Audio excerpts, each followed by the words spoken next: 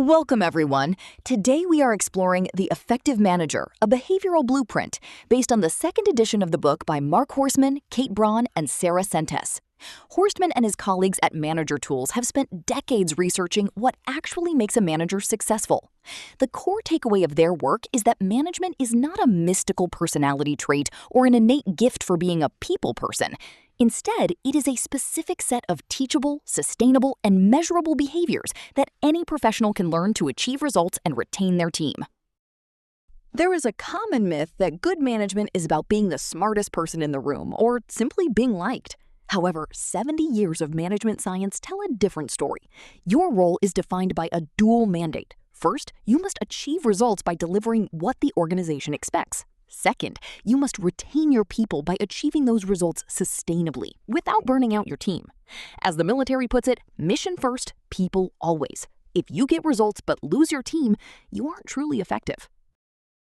While data identifies 15 behaviors correlated with better management, a staggering 75% of the value comes from just 4. These are known as the Manager Tools Trinity: getting to know your people, one-on-ones, communicating about performance, feedback, asking for more, coaching, and pushing work down. Delegation. Getting to know your team is the most critical, accounting for 40% of your effectiveness. These tools are proven globally and provide a clear roadmap for managers who often feel they never received proper training. Let's compare the default manager to the effective manager. Default managers rely on impromptu, got-a-second communication, which is often disruptive and driven only by the manager's immediate needs. They often only give feedback during annual reviews or when they are angry. An effective manager uses scheduled, direct-led weekly one-on-ones. They provide small, frequent, and mostly positive feedback daily. They push directs to the edge of eustress, healthy, productive stress, to raise performance standards and delegate tasks to build long-term organizational capacity. Trust is the lubricant of organizational speed. Without it, every task takes longer. The single most effective behavior a manager can engage in is getting to know their people. Many fail the direct relationship acid test, not even knowing the first names of their direct's children. This matters because a manager who knows their team 1 standard deviation better than average produces results 2 standard deviations better. You cannot get a full measure of work devotion without a trusting professional relationship. To build this trust, we use weekly scheduled 30-minute one-on-ones. The formula is simple: 10 minutes for the direct, where they set the agenda, work, family, or plans, 10 minutes for the manager to cover project updates and news, and 10 minutes for the future, such as coaching or career development. Crucial rules include never cancel, only reschedule, and taking notes is mandatory. Scheduled meetings yield an 8% improvement in results, while unscheduled ones only offer 2%. Module 2 focuses on performance communication through feedback.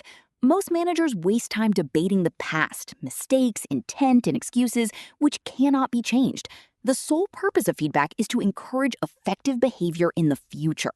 High-performing managers utilize the golden ratio, giving 9 times as much positive feedback as negative.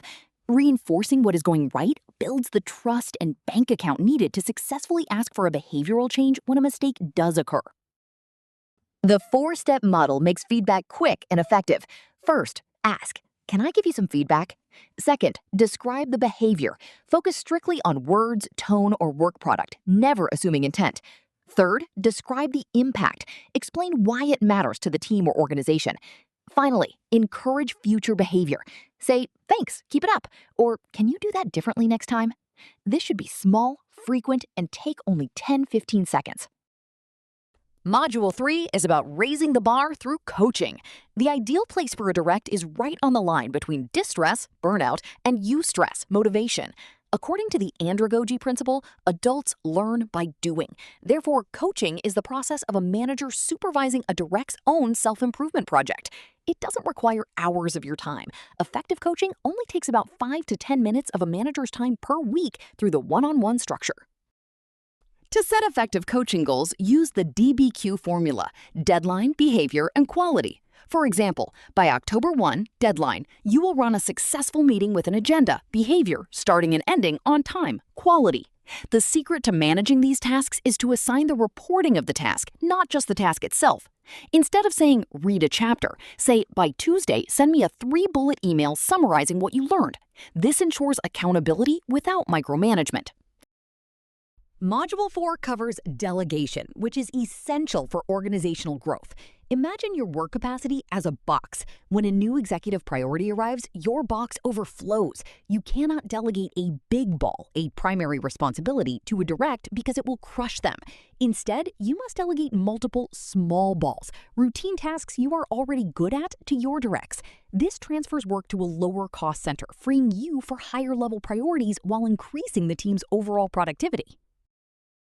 When delegating, use a 4-step script. 1. State desire for help. I'd like your help. 2. Ask for acceptance. Always ask rather than tell, as you want commitment, not just compliance. 3. Describe the task in detail. Explain exactly what done looks like. 4. Nail down reporting. Request weekly updates in your one-on-ones. Focus on delegating meetings, presentations, and routine projects, but never delegate your core primary responsibilities. In our modern world, physical distance can destroy communication frequency, a phenomenon known as the Allen curve. Humans do not automatically compensate for distance with digital tools. We simply communicate less, causing trust to erode. The antidote is to make one-on-ones mandatory. Webcam is better than phone, and pivot feedback toward visible work products. Implementing public, real-time project tracking websites also helps maintain the visibility needed to manage effectively from a distance. Don't try to change everything at once. Slower is better. Start with the trust foundation by doing only one-on-ones for at least 12 weeks. Once trust is established, introduce positive reinforcement through positive feedback for 8 weeks.